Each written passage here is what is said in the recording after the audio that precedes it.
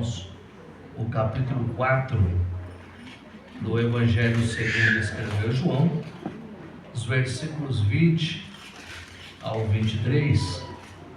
Eu vou compartilhar com os irmãos aqui algumas verdades bíblicas. Quanto à historicidade, isso aí fica por conta do meu amigo evangelista Anderson, não é?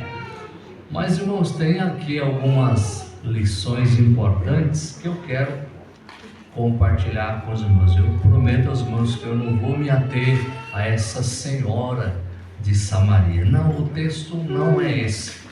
Se eu fosse titular a minha fala nessa noite, eu diria o seguinte: que a morte pode até, Raul, calar um adorador, mas nunca silenciá-lo. Pastor, como assim? Calar não é silêncio? Para o cristão não, ele pode até morrer, mas querido, para o cristão a vida não cessa aqui. Para ele que é um adorador, ele adora em vida e adora pós-morte. Amém? Capítulo 20 do Evangelho de João tem a seguinte informação: nossos pais adoraram neste monte. Isso Jesus conversando com a mulher de Samaria, samaritana. A Bíblia ou a historicidade não mostra, ou melhor, não informa o nome dessa senhora, mas é uma senhora que residia em Samaria. Os irmãos sabem o horário que ela foi buscar água, e aquela coisa toda que numa oportunidade melhor o Anderson vai falar melhor sobre isso. Mas eu quero aqui deixar claro, irmãos, que esse diálogo ele vai desenvolvendo da seguinte forma: Jesus dizendo: vós dizeis que é em Jerusalém o lugar em que se deve adorar. Disse-lhe Jesus: mulher, crê-me que a hora vem. Olha que curioso, irmãos, o trocadilho: em que neste monte, nem em Jerusalém, adorareis o Pai. Vós adorais o que não sabeis. Nós adoramos o que sabemos, porque a salvação vem dos judeus.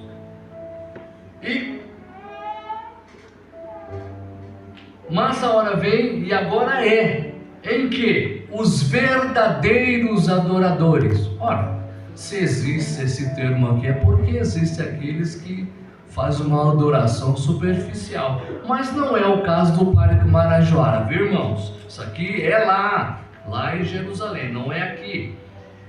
Adorarão o Pai em espírito e em verdade, porque o Pai procura a tais que assim o adoram. Irmãos, o diálogo aqui entre Jesus e essa mulher, Jesus, o que ele conversa com essa mulher? Não a questão moral, não, ele traz aqui uma releitura do que é adoração. Ele traz aqui um outro prognóstico de adoração. Ele traz aqui uma outra forma de adoração. Então, quando nós observamos a questão da adoração, ela está ligada a um ponto geográfico: Jerusalém ou Gerizim.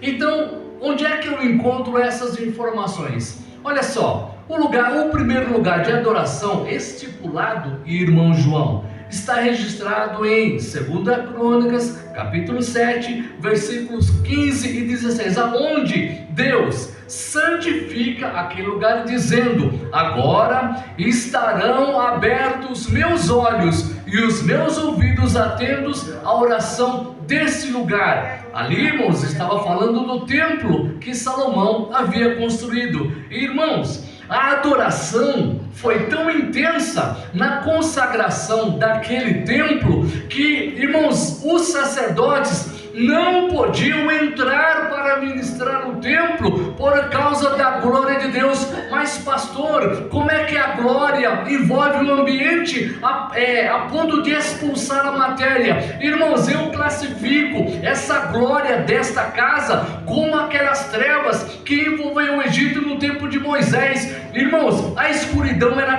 tão forte que, segundo relatos, havia especificidade naquela treva, ou seja, ele podia tocar, tão densa que era, isto lá. Mas no caso, irmãos, do templo, não, a glória de Deus foi grande, que tudo que era físico não podia permanecer no lugar. A glória era tão grande que tudo que era carne, que era carnal, tinha que estar fora do templo, porque ali só tinha um que poderia ser adorado, que é o Senhor dos Exércitos.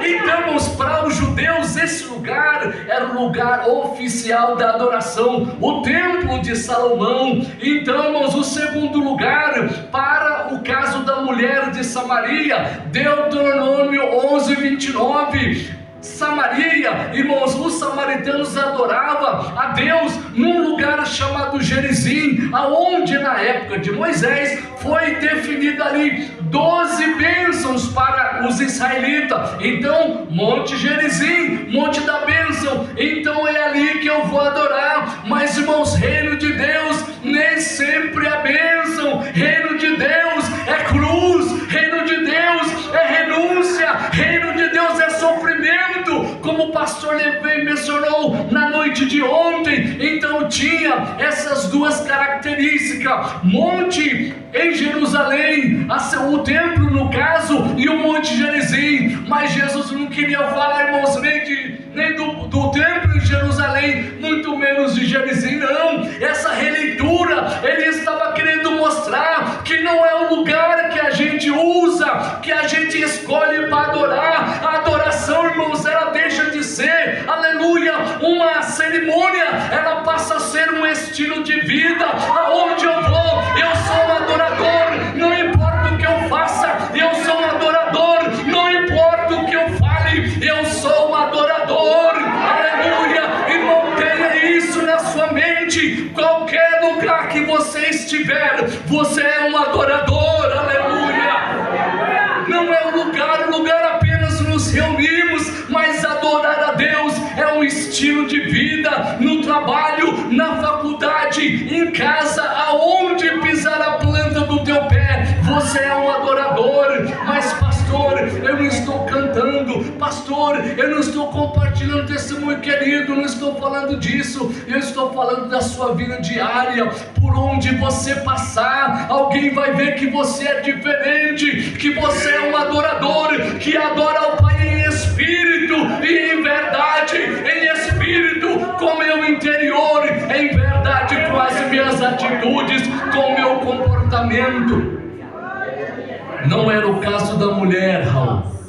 Ela não tinha essas características comportamentais. Mas Jesus não veio ali para incriminar ela. Jesus veio mostrar para ela que esquece Gerizim, mulher. Adora os verdadeiros adoradores. O Pai os encontra, porque eles se manifestarão doravante. Bendito seja o nome do Senhor. Então, após feito essa releitura, eu abro aqui um parênteses para mostrar para os irmãos que adorar a Deus vai além de algumas situações que estaremos mencionando aqui. Primeiro, dentro do conceito de adoração, no hebraico, avadá. O que é avadá no hebraico? É uma adoração dentro da questão de serviço ou trabalho. Ou seja, a adoração, ela está para além do cântico. A adoração está para além de uma vida de consagração. Não, é serviço. Quer ver um detalhe importante? Lembra de Abraão? Lembramos, pois bem. Por que eu digo que é serviço? E a Bíblia dá respaldo para isso. Porque, irmãos, olha só, de Berseba até Dan, onde Abraão ia fazer o trajeto para então sacrificar o rapaz chamado Isaac. Então, aquele lugar que havia sido escolhido por Deus, olha só, 70 quilômetros era a distância entre Dan até Berseba, onde estava o Monte Sinai. 3 dias caminhando. Lembra que eu disse para os irmãos que a adoração é serviço? Pois bem, quando Abraão chega numa parte do monte que ele pede para os moços, ou seja, os carregadores, os diáconos de Abraão: olha, espera aqui que eu vou com o moço até ali adorar. E com o moço foi o jumento, a preparação para o sacrifício, a lenha, o cutelo e tudo que é necessário para se fazer o sacrifício. Irmãos, não pensem os irmãos que quando Abraão chegou lá tinha um altar bonitinho. Não, Abraão preparou o altar, Abraão preparou a lenha, Abraão preparou os utensílios para o sacrifício. E quando ele levanta a mão para matar o rapaz, um anjo para Abraão: não faças tal, porque agora eu sei que temos a Deus. Irmão, Deus chamou Abraão por 75 anos, então a hora do sacrifício aconteceu por volta de 120 anos de idade de Abraão, ou seja, 45 anos se passaram. Será que, Felipe, Deus ainda não sabia que Abraão era fiel? Mas, meu amado, a prova da sua fé é todos os dias. Deus quer saber se a tua fidelidade é diária ou ela é esporádica ou momentânea. Mas o adorador, ele não olha para a circunstância, ele adora e ele adora. Bendito seja Deus. Mas temos também o termo shaká, que é curvar ou prostrar-se. Pastor, onde é que você mostra isso? Simples. Lembra de Josué? Josué, quando apareceu aquele anjo com indumentária de um guerreiro, o que é que faz Josué? Josué se prostra diante daquele anjo e falou: rapaz, levanta, porque eu não sou Deus não. Então o conceito de nesse caso, shacar, era de adorar prostrando, era de adorar reverenciando, reconhecendo a autoridade que estava diante dele. Isto falando de Velho Testamento. Mas pastor, o senhor é no Novo Testamento, a linguagem é outra, a escrita é outra, é em grego. Tá bom, então vamos para o grego. Proskinel é o termo no Novo Testamento para adoração, que é a mesma situação. Olha só, irmãos, é serviço, ou melhor aqui, prostrar e curvar, latrão ou latreal, como os irmãos queiram interpretar, é serviço. Irmãos, eu olhando para isso, eu pensei: puxa vida, meu Deus, que coisa linda. Aí eu fiquei procurando no Novo Testamento, irmãos, alguma coisa correlacionada com isso. E onde é que eu encontro? Aleluia. Irmãos, adorar a Deus é despir-se de si mesmo. Adorar a Deus é reconhecer que eu levantei do meu leito hoje porque Ele, Deus, ordenou vida para mim. Adorar a Deus é entender que eu não vivo para mim, eu vivo para Ele. Adorar a Deus é entender que eu não mando mais na minha vida. Ou você acha mesmo que você foi comprado com sangue? É só isso? Não, meu amado. Se você foi comprado, você não pertence a você mesmo. Se você foi comprado, você não tem vontade própria. Se você foi comprado, você tem um Senhor sobre a tua vida. Então o livre-arbítrio nesse caso é nulo, porque você tem que dar satisfação para aquele que te comprou. Bendito seja o nome do Senhor para sempre. Irmãos, a morte pode até calar um adorador, mas se não silencia.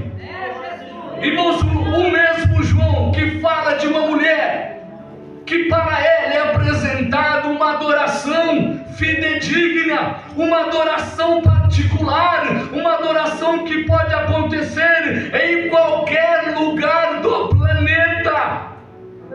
Esse mesmo João conta uma outra história, Mateus, ML, pastor ML, não, é ML, Maria, Marta e Lázaro. Irmãos, esses três eram adoradores do nosso Senhor Jesus Cristo. O que faz um adorador, irmãos? Ele mantém o adorado aqui, dentro do coração. O que faz um adorador?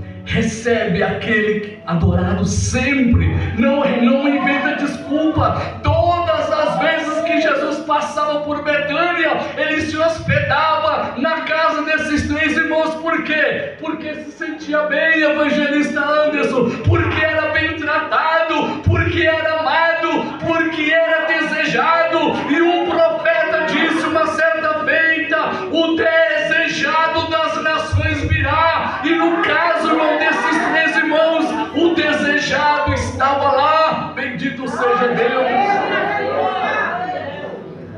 Mas, irmãos, lembrando de uma palavra ainda de ontem do pastor Levi, a fidelidade, a lealdade a Deus, a assiduidade nos cultos, o título ministerial não impede do sofrimento bater a porta da tua casa.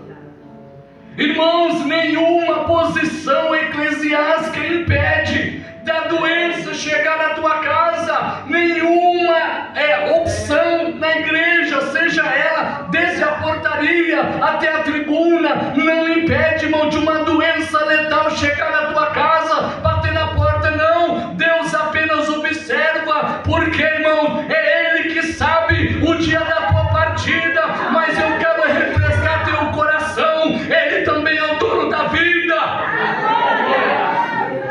Mas o sofrimento, irmãos, de Deus é pedagógico.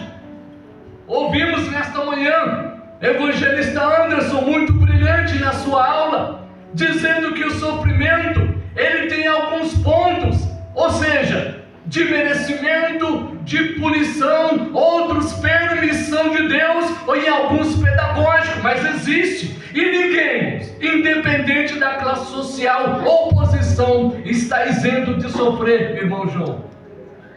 E aquelas moças, irmãos, as 2 moças e o rapaz, sempre hospedava lá Jesus quando lá passava. Mas Raul, a doença bateu na porta daquela família. E quando a doença bateu na porta daquela família, adoradores, fiéis, pessoas, irmã Sônia, que faziam de tudo para que o Senhor fosse bem recebido na casa deles, a doença bate na porta. Irmãos, observe que era apenas a doença. E quando Jesus foi acionado onde ele estava, era apenas uma doença. Jesus poderia vir e curá-lo. Nós ouvimos também nesta manhã, Jesus não precisa ir a um lugar para curar alguém, basta uma palavra e o meu criado sarará, diz o centurião. Irmãos, eu quero refrescar a sua mente. Basta uma palavra de Deus e o teu sofrimento terá fim. Basta uma palavra e a porta se abre. Basta uma palavra, querido, no meio do mar um caminho se abre. Mas não se esqueça que você é um adorador. Não se esqueça que você depende dele. Mas, irmãos, esse moço estava ainda doente. Mandaram avisar. Eu costumo dizer que parece até que houve ali uma chantagem emocional. Porque, irmãos, quando a gente ama alguém, a gente faz tudo por essa pessoa. Essa aí não é amor. Faz. Irmãos, olha o termo usado na escrita de João: Senhor, aquele a quem tu amas está doente. Ou seja, chamando a atenção do mestre: olha, o Senhor ama ele não pode ficar, dá para o Senhor curá-lo. Irmão, Jesus nem deu bola, ficou lá ainda. Irmãos, depois de 4 dias ele volta. Irmãos, olha que interessante. Quando eu observo essa questão do retorno de Jesus, ele diz para os discípulos: olha, eu vou lá despertá-lo do sono. Abriu, irmã, no coração de repente dos discípulos. Bom, se vai despertá-lo do sono, possivelmente, meus, ele está dormindo. Jesus falou rasgadamente: ele está morto. mas eu vou lá despertá-lo do sono. Querido, a morte não segura um adorador.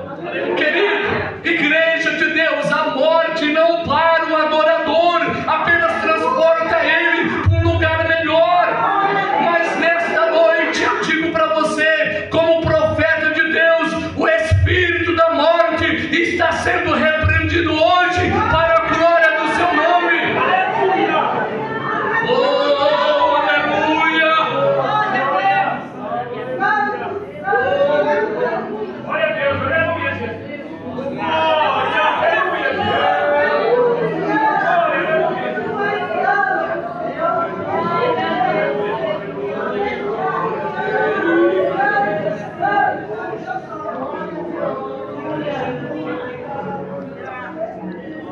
Oh, aleluia!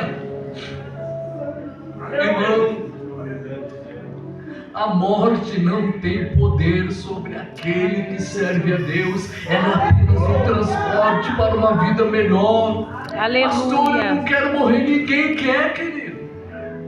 Lázaro não queria. Imagina, irmãos, todo finalzinho de tarde, Jesus está vindo aí. Não sei se era um bolo de fubá com erva doce, igual eu gosto, que Jesus comia. A sepultura não tinha lá. Mas, irmãos, ele era tratado como um rei na casa desses três irmãos. Mas olha só, irmãos, ele já estava morto fazia 4 dias. Então, quando o recado chegou lá, ele já estava para ir a óbito. E quando Jesus chega lá, no caso Marta, já chega: Senhor, eu vou falar, irmãos, como o texto pede. Senhor, se o Senhor estivesse aqui, meu irmão não teria morrido. Que amor é esse? Conjecturando, irmãos, porque, irmão, o desespero era grande. Você acha, meu Senhor? Não, é desespero de alguém que perdeu o irmão mais velho. É desespero de alguém que não vai ter aonde recorrer. Não tinha, a Bíblia não fala sobre pai e mãe, fala que ele era apenas o irmão, ou seja, o provedor da família, mas morreu. Então, Maria fez isso. Marta, aliás, no caso. Maria não. Maria, quando chega, evangelista Anderson, a primeira coisa que ela faz é se jogar no chão. Ela não foi falando diretamente, não, irmãos. Ela se ajoelhou e disse: Senhor, se tu estivesses aqui, meu irmão não teria morrido. Irmãos, isso arrebentou com Jesus. Aleluia! Irmãos, isso ficou tão claro, que Jesus já perguntou: onde é que colocaram, onde o puseste? E ela: Senhor, já cheira mais de 4 dias. Jesus não quis saber se o problema era grande, pequeno, muito, não. Ele só queria saber aonde estava o problema. Aleluia! Irmão, dá para você falar para Jesus qual é o seu problema? Aleluia! Não fala para A, para B não, que não vai resolver. Conta para ele, meu amado. Ele tem a resposta. Sim, não, espere, mas ele tem.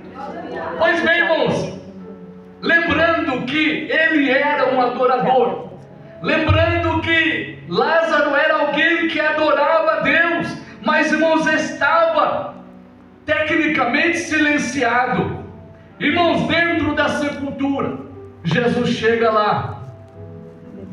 Oh, irmãos, que coisa linda. Não via, portanto não podia ver o seu Senhor.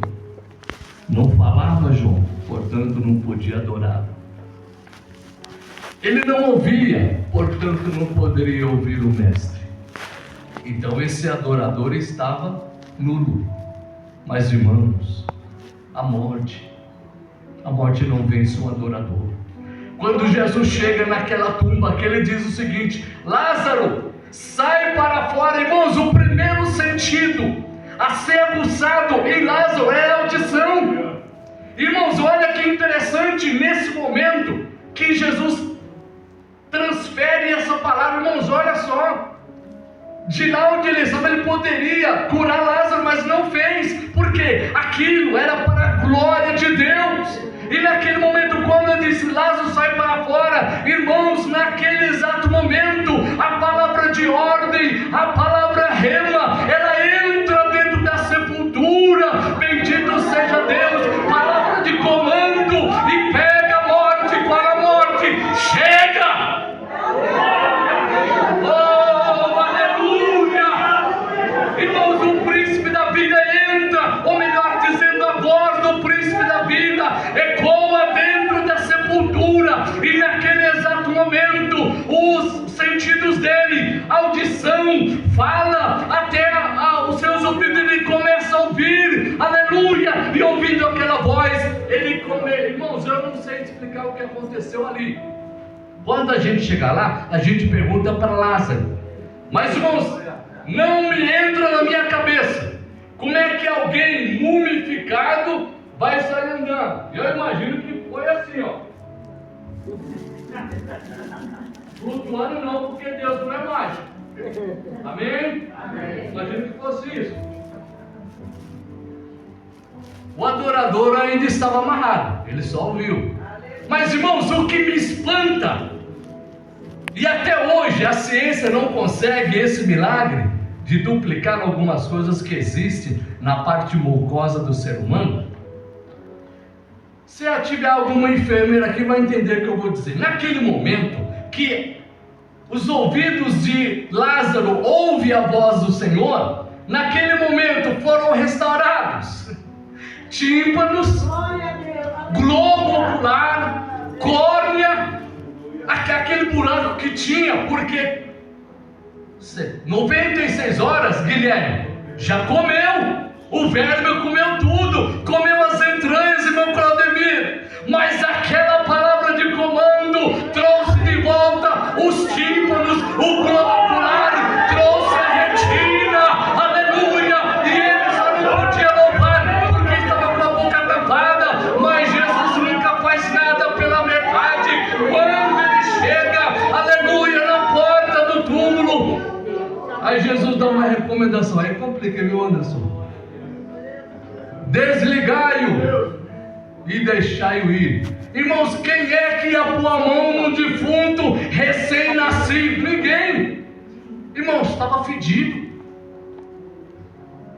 Mas, irmãos, quando ele foi solto, tiraram ali as ataduras, eu imagino que ele deve ter tomado um banho de 1 hora e meia, pegado ali os melhores perfumes que ele tinha e adorado a Deus. Então, meu querido, um adorador, a morte pode até calá-lo, mas nunca silenciá-lo. E eu termino aqui, irmãos, a minha fala mostrando o seguinte: eu falei que a adoração é serviço. Eu falei para você que a adoração é prostrar, reconhecendo a soberania de Deus. Mas a adoração também é entrega, irmão João. Abraão entregou o que tinha de mais precioso lá, Guilherme. Irmãos, olha que interessante. Eu fui pesquisar acerca daquele líquido, porque, irmãos, Maria, ela não adorou apenas naquele momento. Maria, houve uma situação registrada na Bíblia que a adoração dela foi cara. Foi cara. Quando Jesus estava na casa de Simão o leproso, uma roda ali com várias pessoas sentados, convidados para o jantar, entra ali sorrateiramente uma mulher com um vidro, um arratel de nardo puro, irmã Silene, puríssimo. E eu fui pesquisar qual é o preço desse nardo, irmão João. Pasmem os senhores, de 14 a 17 mil reais.